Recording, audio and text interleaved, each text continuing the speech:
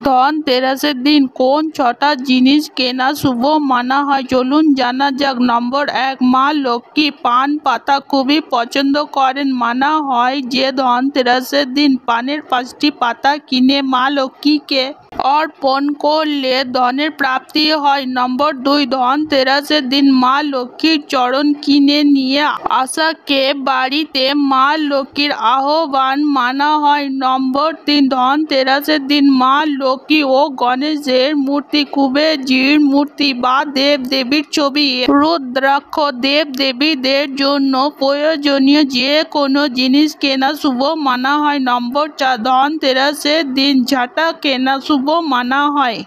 ঝাঁটার দ্বারা যে কোনো অশুভ শক্তিকে বিনাশ ঘটে, তাই ধনতেরাসের দিন নারকেলের ঝাঁটা বা ফুল ঝাড়ু যেটা আপনার সুবিধা হবে সেটি আপনি কিনতে পারেন, কিন্তু প্লাস্টিক অথবা ফ্যাশনেবল কোনো ঝাঁটা এই দিন কিনবেন না। নম্বর 5, এই দিন নুন কেনা শুভ মানা হয়। নম্বর 6, এই দিন খই ও বাতাসা কেনা খুবই শুভ, এতে ধন এবং ধানের সমৃদ্ধি ঘটে। সবাই বলো জয় মা লক্ষ্মী।